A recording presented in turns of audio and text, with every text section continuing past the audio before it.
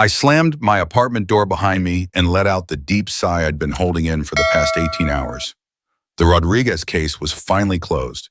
18 months of my life dedicated to bringing down one of the most elusive drug kingpins in the city. 18 months of missed dinners, cold beds, and Catherine's increasingly icy stares. But it was done. Rodriguez would spend his next 30 years behind bars, and 3 neighborhoods would sleep easier tonight. That had to count for something, right? The soft blue glow from our living room told me Katherine was still up, probably working, always working. I loosened my tie and headed toward the kitchen, desperate for something stronger than coffee. "You're home late," Katherine said, not looking up from her tablet. Her blonde hair was pulled back into that tight, professional bun she always wore when strategizing. "Again."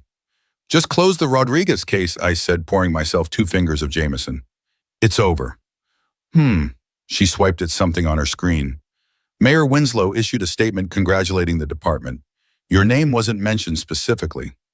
Of course, that's what she'd focus on, not the 3 dead witnesses, not the threats against my life, not the fact that I'd barely slept in 4 days, just whether my name appeared in a politician's press release. "Not how it works, Kat. I'm just doing my job." I took a long sip, letting the whiskey burn away some of the exhaustion. "Your job?"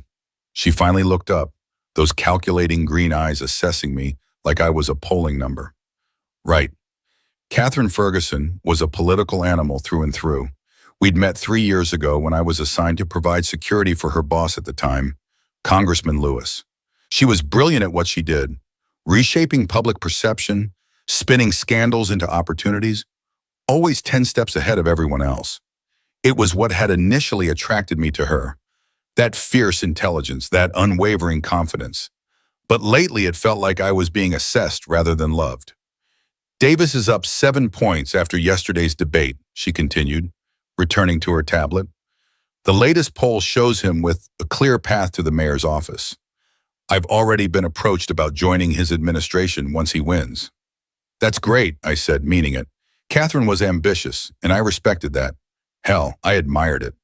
"Sounds like your candidate is doing well." "He's not just my candidate with Rick. He's the future of this city." Her voice took on that passionate edge it always did when she talked politics. "He's going to transform how things work around here." "Well, I just helped take a major drug operation off the streets. That transforms things too, doesn't it?" I couldn't keep the defensive note out of my voice. Katherine set down her tablet and gave me her full attention, something that had become increasingly rare. She studied me with those shrewd eyes like she was preparing a campaign strategy. "Rick," she said carefully, "you did good work today. I'm not denying that. But let's be realistic about what you actually accomplished. You caught 1 dealer. There are a dozen more ready to take his place by morning." I downed the rest of my whiskey, the familiar argument souring the taste. "That's not the point." "But it is the point. You spend years of your life, risk everything, for what? To maintain the status quo? To be a cog in a broken machine?" She stood up and walked to where I was leaning against the kitchen counter. "Meanwhile, people like Davis are actually changing the system. They have real power, Rick. They make decisions that affect millions of lives. And people like me just keep those millions of lives safe while you guys play politics." I shot back. Katherine's perfectly manicured hand reached out and straightened my rumpled collar. It was an intimate gesture that somehow felt cold. "Rick," she said, her voice softening into what I recognized as her persuasion tone, "you're a good detective, one of the best, but your success doesn't translate to anything meaningful in the real world. There's no advancement, no real influence. No matter how many cases you solve, you'll always be on the street, chasing the next criminal." The words stung because they contained a grain of truth. I'd watched colleagues climb the ladder to captain, to commissioner, while I stayed in the trenches. By choice, but still. "Davis is going to win this election," she continued, "and when he does, I'll be positioned right at the center of power in this city. I need a partner who understands that world, who can navigate it with me. Someone who wants more than just," she gestured vaguely at my badge in the drawer, "more than just being a cop forever." I pulled away from her touch. What exactly are you saying, Catherine? She sighed, glancing at her engagement ring, the one I'd saved for 6 months to buy, the one that had seemed to lose its sparkle in recent weeks. I'm saying I need to be sure about us, about our future together. She crossed her arms. Rick, your world and my world are diverging. I'm on my way up, and you seem content to stay exactly where you are. So what? You're giving me an ultimatum? Join the political circus or else? The whiskey and exhaustion were making me bold. I'm giving us time to figure things out. Catherine picked up her tablet again, a clear signal that the conversation was ending on her terms, as usual. I need a month, Rick. A month to decide if you're worth it, if we have a future that makes sense for both of us. I stared at her, this beautiful, ambitious woman I'd asked to marry me. When had we started speaking different languages? When had her respect for my work turned into barely disguised contempt? I reached for the whiskey bottle again. Fine, I said, pouring another 2 fingers. Take your time. The next morning, Catherine was gone before I woke up, leaving behind only the faint scent of her expensive perfume and a note about dinner with donors. Standard operating procedure during campaign season. I rolled out of bed at noon, still groggy from the 3 hours of sleep I'd managed to get. My phone buzzed with a text from my partner, Tomas. Captain wants to see us. New case. Big one. So much for my promised 2 days off after closing Rodriguez. I texted back a thumbs up, showered again, and headed to the precinct. Captain Harris was waiting in her office, a folder thick with papers on her desk. Tomas was already there, looking like he'd had about as much sleep as I had. Congratulations on Rodriguez, Harris said as I sat down. DA says it's airtight. You did good work. Thanks, Captain, I said, catching Catherine's voice into my head.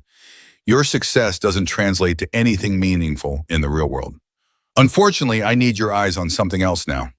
She slid the folder across her desk. City Controller's Office flagged some irregularities in municipal contracts.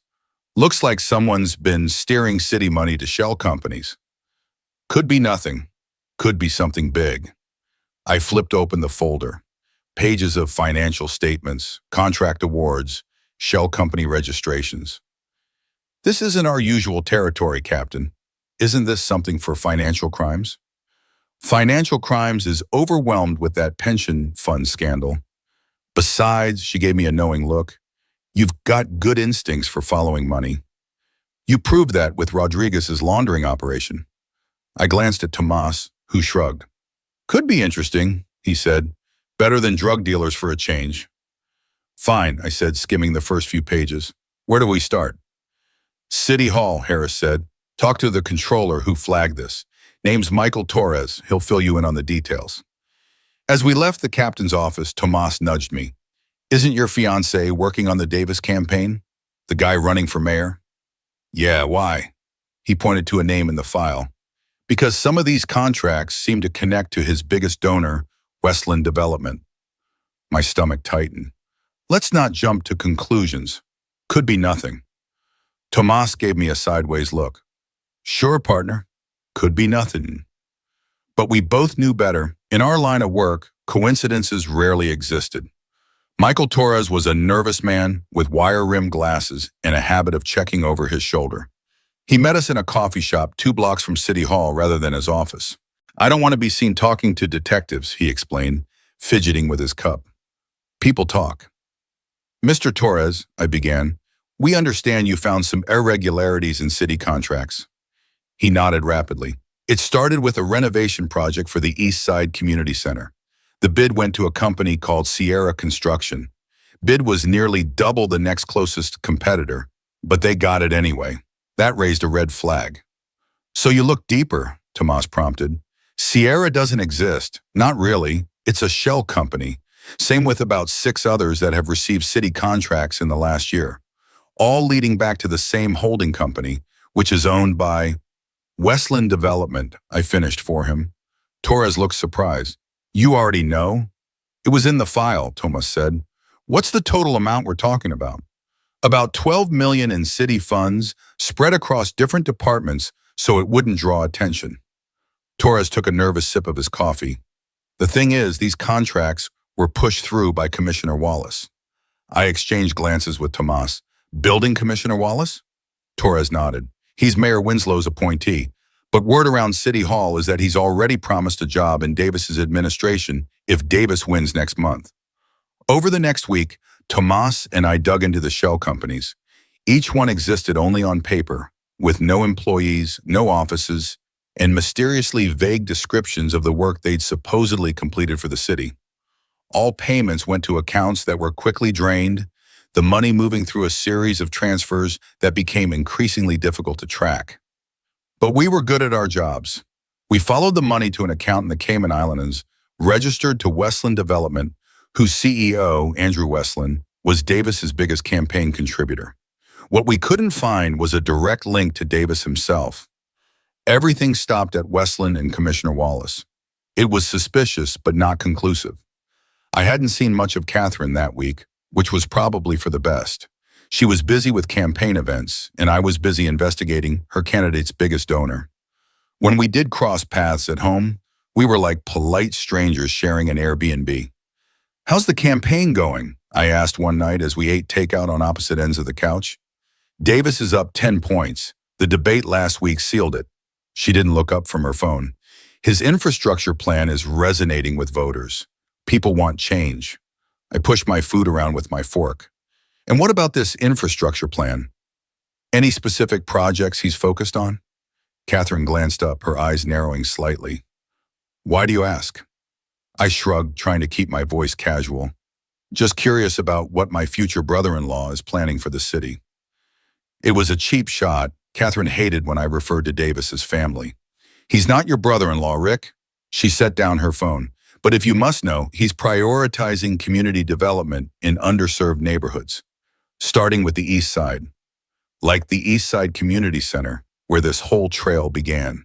I tried to keep my face neutral, but Katherine had always been good at reading people. "What's going on?" she asked, her voice taking on that sharp edge.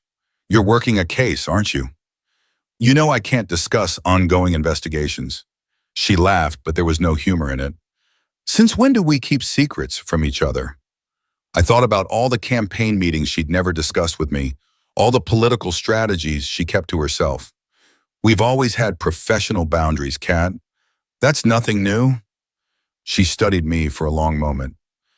"This is about Davis, isn't it? Or someone connected to him?" I set down my fork. "Like I said, I can't discuss it."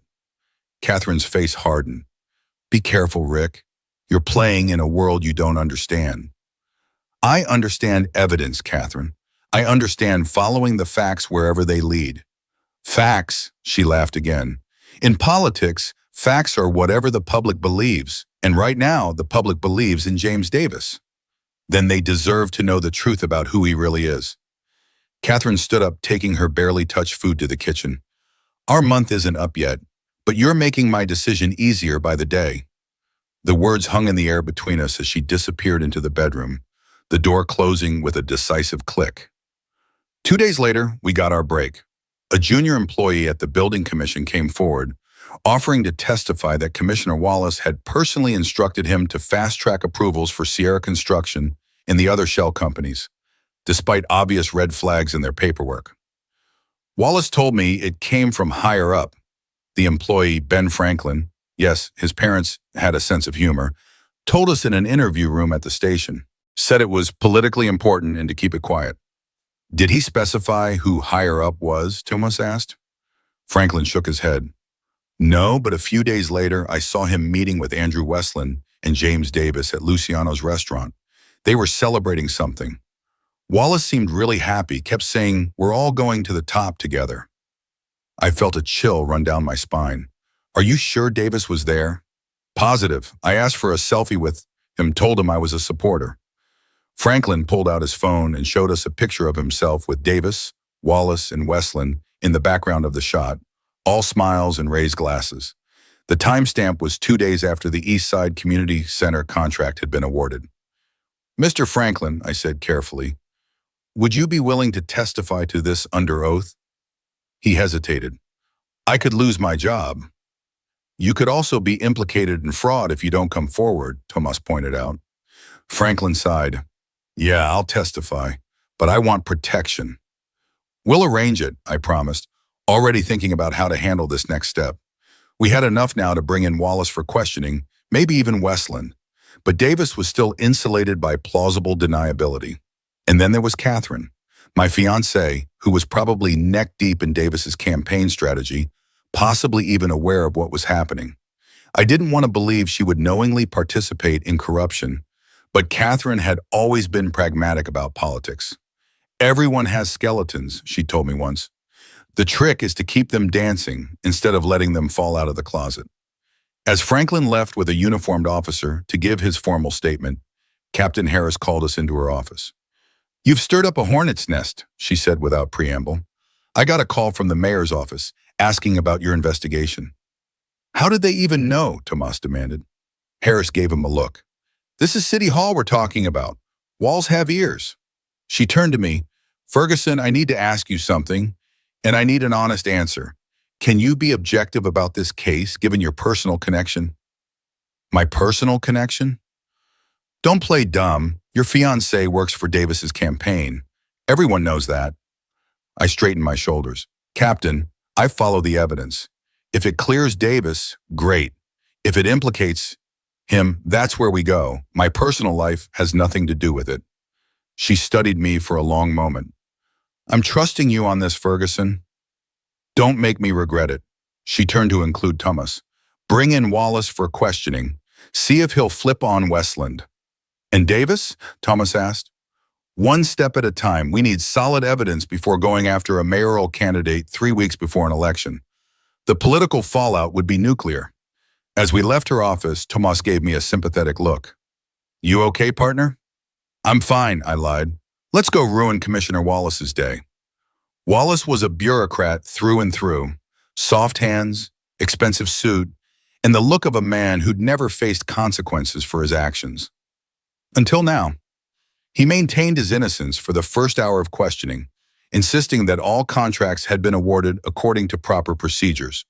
But when we showed him the paper trail and mentioned Franklin's testimony, his demeanor changed. "This is ridiculous," he sputtered. "Franklin is a disgruntled employee looking to make trouble." "The financial records don't lie, Commissioner," I said, spreading photos of the meetings he'd had with Westland across the table. "Sierra Construction doesn't exist. Neither do any of the other companies you approved. Where did the $12 million go?" "I don't know anything about that." "Then why were you celebrating with Westland and Davis right after the East Side contract was approved?"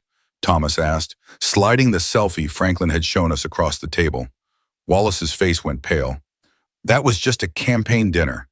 I support Davis's vision for the city." "To the tune of 12 million taxpayer dollars?" I pushed. The commissioner glanced at the door as if hoping someone would burst in and stop this interrogation. "I want a lawyer." By the time I got home, it was nearly 9. I'd spent the afternoon coordinating with the DA's office on how to proceed with Wallace, who was singing like a canary after an hour with his lawyer. He was pointing fingers at Westland, claiming the developer had orchestrated the entire scheme, but he was still careful to keep Davis at arm's length, insisting the candidate knew nothing about the fraud. I didn't believe him for a second. Katherine was waiting in the living room, a glass of red wine in her hand. She didn't stand when I entered. "You're late," she said, her voice cold. "Work," I replied, dropping my keys on the counter. "You wanted to talk?" "You're investigating James Davis." It wasn't a question, so I didn't treat it as one. I went to the kitchen and grabbed a beer from the fridge. "Wallace was brought in for questioning today," she continued. "Something about contract irregularities. Westland's lawyer called Davis an hour ago, warning him that the police are sniffing around." She took a sip of her wine. "And mysteriously, my fiancé is leading the investigation." I leaned against the counter, facing her across the apartment. "It's not mysterious at all. I was assigned the case. I'm following the evidence. 3 weeks before the election. This is clearly a political hit job orchestrated by Winslow's people." "It's not political, Katherine. It's criminal. $12 million in city funds diverted through fake companies to Westland Development. Money that was supposed to go to community projects." She waved her hand dismissively. "If there were irregularities, they were Westland's doing, not Davis's. James runs a clean campaign." "Wallace is cooperating," I said. "He's telling us everything." Something flickered across Catherine's face. Concern, perhaps, or calculation. Wallace is trying to save himself. He'll say anything. We have documentation, Catherine. Bank transfers, shell companies, the whole operation. And a witness who saw Wallace celebrating with Westland and Davis right after one of the fake contracts was approved. She set down her wine glass carefully. What exactly are you implying, Rick? I'm not implying anything. I'm telling you that your candidate is involved in a corruption scheme, and I'm wondering if you knew about it. Catherine's laugh was sharp. Of course. This is what it's all about, isn't it? You couldn't handle my ultimatum, so you decided to destroy my career instead. This has nothing to do with us, I insisted, though we both knew that wasn't entirely true. This is about public corruption. This has everything to do with us. She stood up, her composure cracking. You're jealous of my success, of my connection to real power. So you invented this investigation to tear it all down. I didn't invent anything, Catherine. The city controller flagged these contracts before I was ever assigned the case. But you were all too happy to take it on, weren't you? To prove that your world, your rigid black and white world of justice, is somehow superior to mine. I took a long drink of my beer. If Davis is innocent, he has nothing to worry about. If he's guilty, then he deserves what's coming to him. It's that simple. Nothing in politics is ever that simple, and you know it. Catherine paced the living room.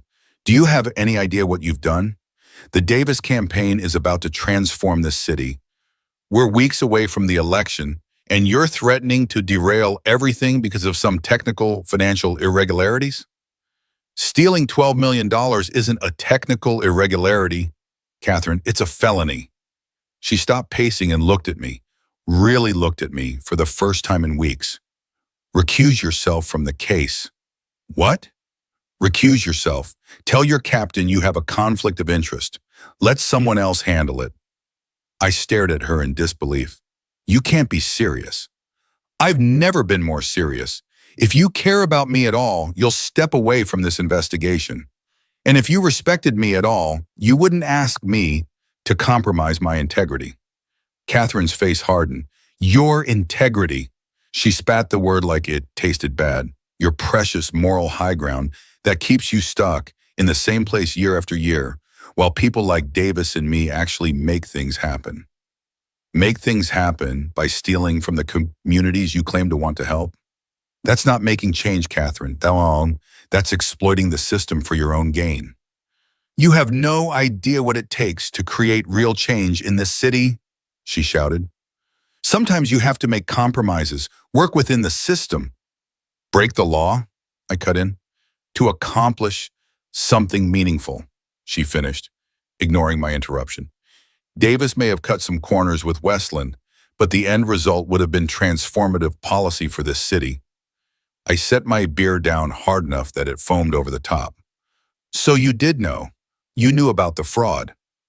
Catherine realized her mistake a moment too late. She recovered quickly, her political training kicking in. I didn't say that. I said if there were irregularities. They were in service of a greater good. Don't spin this, Catherine. Not with me. I felt sick. You knew money was being diverted. You were part of it. I wasn't part of anything. I run communication strategy, not financial operations. But you knew, and you said nothing. She threw up her hands. What was I supposed to do? Blow the whistle on the campaign I've spent 2 years building? Destroy my own career? You were supposed to do the right thing. The right thing? She laughed bitterly. According to who? Your rigid police code? The real world is more complicated than that, Rick. Sometimes the right thing is whatever creates the most good for the most people. And who decided that stealing $12 million from community projects was for the most good? Davis? Westland? You? Catherine's silence was answer enough. I ran a hand through my hair, trying to process what I was hearing. The woman I loved, the woman I had planned to marry, was justifying corruption because it served her ambitions. This isn't you, Catherine, I said quietly. The woman I fell in love with had principles. The woman you fell in love with grew up, she shot back. She realized that principles without power are just pretty words. Davis is going to win this election, with or without your little investigation. And when he does, I'll be exactly where I need to be to make real change in this city. From inside a prison cell, I shook my head. The DA is moving forward, Catherine. Wallace is cooperating. Westland will be next. It's only a matter of time before they get to Davis and anyone else involved in the scheme. Something like fear flashed across her face. What are you saying? I'm saying that if you knew about this fraud and said nothing, you could be charged as an accessory. Catherine went still. Are you threatening me, Rick? I'm warning you as someone who cares about you. Get a lawyer, Catherine. Distance yourself from Davis and this whole mess before it's too late. She stared at me for a long moment, then walked to the hall closet and pulled out a suitcase. What are you doing? I asked. What does it look like? I'm leaving. She disappeared into the bedroom and began throwing clothes into the suitcase. Clearly, our month of reflection is over. You've made your choice. I followed her. I didn't choose this, Catherine. You did. The moment you decided to look the other way while your candidate stole from the people you claim to care about. She paused in her packing, a silk blouse clutched in her hand. You know what the difference is between us, Rick? I understand that sometimes you have to get your hands dirty to build something worthwhile. You think you can stay clean and still change the world. She stuffed the blouse into the suitcase. That's a child's fantasy. Maybe, Tim, I said, leaning against the doorframe. Or maybe you've just been in politics so long you've forgotten what integrity looks like. Catherine zipped the suitcase closed with a violent tug. Integrity doesn't build hospitals or schools. It doesn't fix broken systems. Power does that, and Davis was going to give us that power. Power built on corruption is just another form of oppression, Kat. She brushed past me, suitcase in hand, saved the philosophical lectures for someone who cares. At the door, she paused, slipping off her engagement ring and placing it on the entry table. I'll send for the rest of my things. Catherine, I said, a sudden weariness washing over me. It doesn't have to be this way. She looked back at me, and for a brief moment, I saw sadness in her eyes rather than anger. Yes, Rick, it does, because you'll never change, and neither will I. The door closed behind her with a quiet click that somehow sounded more final than if she'd slammed it. I stood in the silent apartment, staring at the diamond ring glittering under the hallway light. Then I picked it up, slipped it into my pocket, and poured myself another whiskey. 1 month had just become 0. The next 2 weeks were a blur of depositions, evidence processing, and sleepless nights. Wallace had fully turned state's evidence, providing detailed accounts of how the fraud scheme had operated. Westland was arrested trying to board a private jet to the Cayman Islands, carrying 2 suitcases full of cash. The Davis campaign was in full crisis mode, issuing denials and accusing Mayor Winslow of orchestrating a political witch hunt. But the evidence was mounting daily, and the press was circling like sharks, scenting blood. I hadn't heard from Catherine since she walked out. Her clothes still hung in the closet, her toiletries still cluttered the bathroom counter, but she hadn't returned for any of it. Through the grapevine, I heard she was staying with a campaign staffer while trying to salvage what was left of Davis's public image. Tomas and I were working late one night, combing through financial records, when my phone buzzed with a text from an unknown number. Pierre's Bar, 30 minutes, come alone. I have what you need on Davis. I showed it to Tomas, who frowned. Trap? Maybe, I admitted, but it could also be someone from the campaign looking to save themselves. Worth checking out. Not alone it isn't, Tomas said firmly. I'll be at the bar. You take the meeting. Any sign of trouble, I step in. Deal. Pierre's was a dive bar in a part of town where nobody asked questions.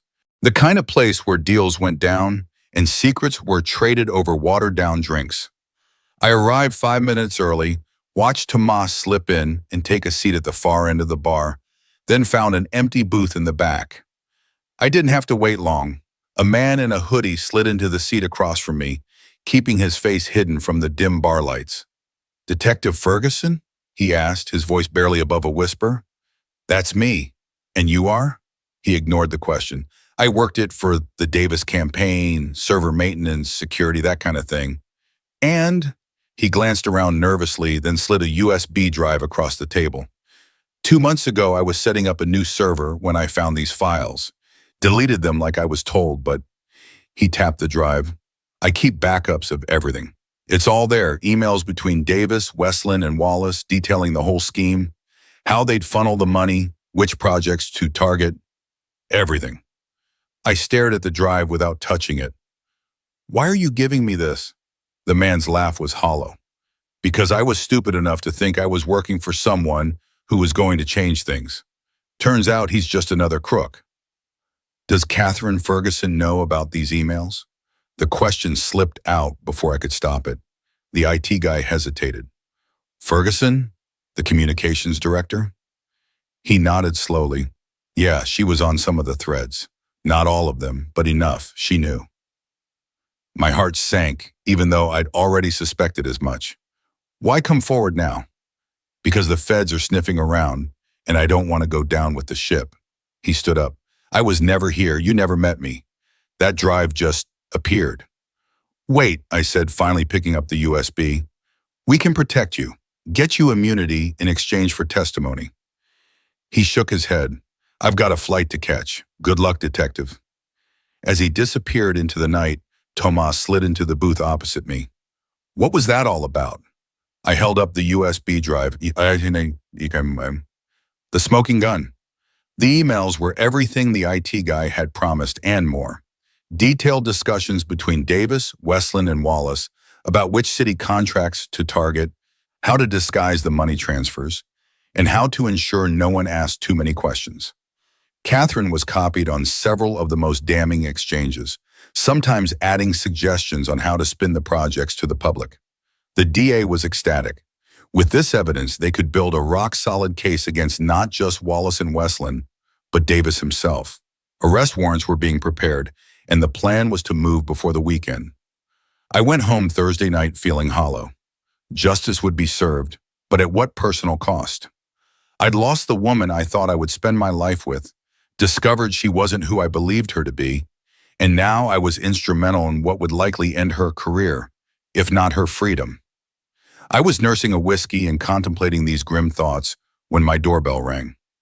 Checking the peephole, I was shocked to see Katherine standing there, looking nothing like the polished political operative I was used to. Her hair was loose and unstyled, her face free of makeup, her clothes casual, jeans and a sweater instead of her usual power suits. I opened the door but didn't invite her in. Katherine. Rick. She looked tired, the confident gleam in her eyes dimmed. Can I come in, please? I stepped aside silently, letting her enter the apartment that had been ours just 2 weeks ago. She glanced around as if seeing it for the first time or perhaps the last. Can I get you a drink? I asked, falling back on politeness in the absence of knowing what else to say. No, thank you. She perched on the edge of the couch, hands clasped tightly in her lap. I suppose you've heard the news? What news? The campaign is imploding. Donors are pulling out. Staffers are resigning. The latest poll has Davis down 15 points. She laughed humorlessly. 3 weeks ago, we were measuring the drapes for the mayor's office.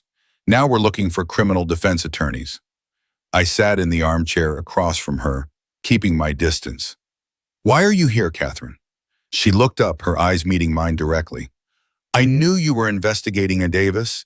I knew you had Wallace. But I thought it would stay contained, that Davis was insulated enough to weather it. And now I hear rumors about emails, damning emails that prove Davis was directly involved in the fraud scheme. She studied my face carefully. Is it true, Rick? Do you have emails? I took a sip of my whiskey, buying time to think. Was she here as my ex-fiancée, looking for answers? Or as Davis's communications director, looking for intelligence she could use to help him prepare a defense? If such emails existed, I said carefully, they would be evidence in an ongoing investigation. I couldn't discuss them with you. Katherine's shoulders slumped slightly. I'm not here to spy for Davis, if that's what you're thinking. Then why are you here? She was quiet for a long moment. I wanted to see you before whatever happens next. You mean before the arrests? She flinched. So it's true. You're going to arrest Davis. The DA is preparing the warrants for Davis, Westland, and several others involved in the scheme. I watched her face carefully as I added, including anyone who knew about the fraud and participated in covering it up. Fear flickered in her eyes. Are you warning me, Rick? I'm telling you what's happening. What you do with that information is up to you. Katherine stood abruptly and walked to the window, staring out at the city lights. You know, when I first joined Davis's campaign, I really believed in him. He talked about transforming neighborhoods, creating opportunities in places that had been forgotten for decades. It was inspiring. What changed? She turned back to me, her face half in shadow. Nothing changed. That was always the goal. But the system is designed to protect the status quo. We couldn't get the funding we needed through legitimate channels. The old guard blocked us at every turn. So you decided to steal it instead. We decided to circumvent a broken system to help communities that were suffering. Her voice rose with passion. Do you know what that money was really going to fund? After-school programs in neighborhoods with the highest crime rates, health clinics in medical deserts, job training centers where unemployment is over 30%. Noble goals don't justify criminal means, Katherine. Easy for you to say from your moral high ground. The bitterness was back in her voice. You've never had to make the hard choices, the compromises that actually get things done in the real world. I set down my glass hard. Don't give me that. I make hard choices every day. I've watched guilty people to walk free because of technicalities. I've had to tell families that their loved ones' killers will never face justice. I understand compromise better than you think. But you've never crossed your precious line, your code. No, I admitted, I haven't. Because once you start justifying breaking the rules for the greater good, where does it stop? Today it's diverting funds for community projects. Tomorrow it's silencing opponents who get in your way. It's a slippery slope, Katherine, and Davis was already sliding down it. She was quiet for a moment, considering my words. Maybe you're right, she finally said, so softly I almost didn't hear her. Maybe I lost my way. I wanted to go to her then, to hold her and tell her it would be okay. But we both knew it wouldn't be. What happens now? She asked. Now you get a good lawyer. You cooperate with the investigation. If you weren't directly involved in the fraud itself, just aware of it, you might avoid the worst charges. Katherine laughed bitterly. My career in politics is over either way. Maybe that's not such a bad thing, I suggested gently. Maybe it's a chance to start over, to find a way to make change that doesn't compromise who you are. She looked at me, really looked at me, for what felt like the first time in months. You still believe in me, don't you? Even after everything? I believe in the Katherine I fell in love with, the one who wanted to make the world better. She's still in there somewhere. Katherine crossed the room and sat beside me, close enough that I could smell her perfume, the scent that had once meant home to me. I'm sorry, Rick, she whispered, for what I said about your work, about you being just a cog in the system. You were right all along. You were changing things, one case at a time, while I was just playing politics. I wanted to believe her. God, how I wanted to believe this was a genuine moment of clarity, of reconnection. But something in her tone, in the way her hand had moved to rest on my knee, felt calculated. Katherine, I said, gently removing her hand, why are you really here tonight? Her expression shifted, the vulnerability disappearing behind a mask of composure. Can't I just want to see you to apologize? You could, but that's not all this is it? She stood up again, pacing the living room. Fine, you want the whole truth? Davis is panicking. He knows something big is coming, and he's looking for someone to blame. Westland is threatening to implicate everyone to save himself. The whole thing is falling apart, and I'm caught in the middle.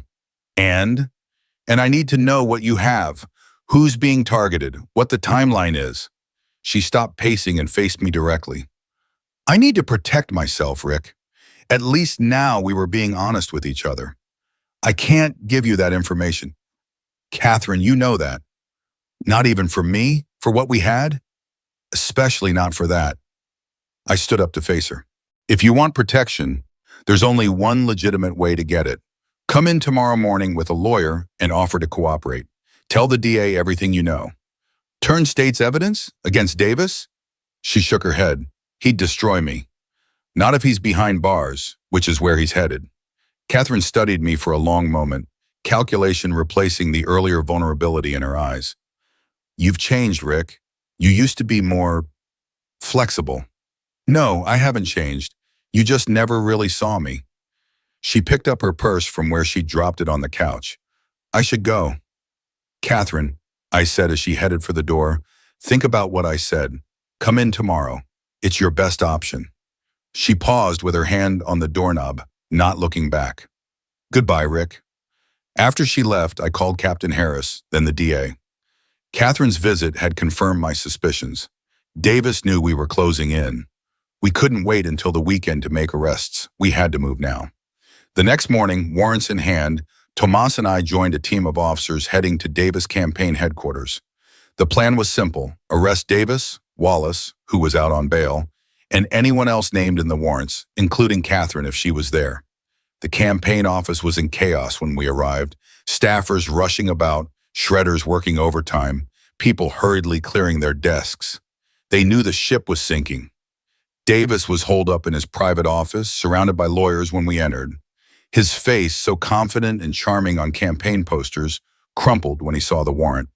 James Davis, I began formally, you're under arrest for fraud, embezzlement of public funds, and conspiracy to commit wire fraud. You have the right to remain silent. As I recited the Miranda rights, my eyes scanned the room for Katherine. She wasn't there. Where's Katherine Ferguson? I asked one of the stunned staffers as Davis was being led out in handcuffs. She quit last night, the young woman stammered. Cleaned out her office and left. No one's heard from her since. A cold feeling settled in my stomach. I pulled Tomas aside. We need to find her. Now. We split up, covering the most likely places. Her parents' house, her sister's apartment, friends' homes. No one had seen her. Her phone went straight to voicemail. It was like she'd vanished. I went back to our apartment, my apartment now, on the off chance she'd returned. The place was exactly as I'd left it that morning. Except for one thing. The engagement ring I'd put in my dresser drawer was gone. On the bed was a note in Katherine's elegant handwriting. Rick, by the time you read this, I'll be gone. Don't look for me. You won't find me.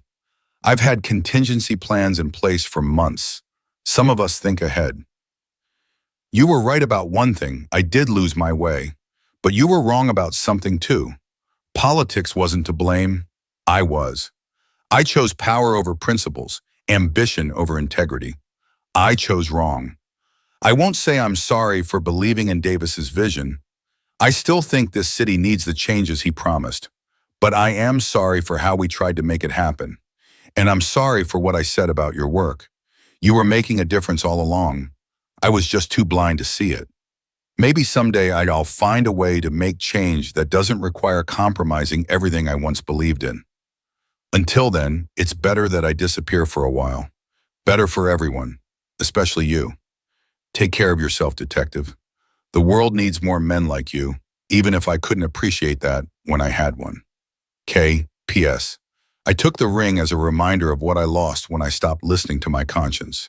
It's probably the last honest thing I'll have for a while. I read the note twice, then folded it carefully and put it in my pocket. Part of me wanted to launch a full-scale search to find her and, arrest her? Save her? I wasn't sure anymore. But a larger part of me understood this was how it had to end. Katherine had made her choices, just as I had made mine. Our paths, once so tightly intertwined, had diverged beyond reconciliation. The Davis scandal dominated the news for weeks. Wallace and Westland both took plea deals, their testimony ensuring Davis would spend significant time behind bars. The investigation expanded to include other city officials, exposing a web of corruption that had been growing for years. Mayor Winslow, untouched by the scandal, cruised to re-election. He made cleaning up City Hall his top priority, appointing independent watchdogs to oversee contract awards, and creating new transparency measures. I threw myself into my work, taking on new cases, focusing on the next criminal to catch, the next wrong to right. Sometimes, when a political corruption story flashed across the news, I would catch myself wondering where Katherine was, what she was doing. whether she had found her way back to the woman I had fallen in love with. 3 months after she disappeared, a postcard arrived at my apartment. No return address, postmarked from a small town in Costa Rica. No message, just a photo of a sunrise over a beach and a single letter K written on the back. I pinned it to my refrigerator, next to my badge, a reminder of the month that changed everything. Katherine had asked for time to decide if I was worth it. In the end, I was the one who discovered she wasn't.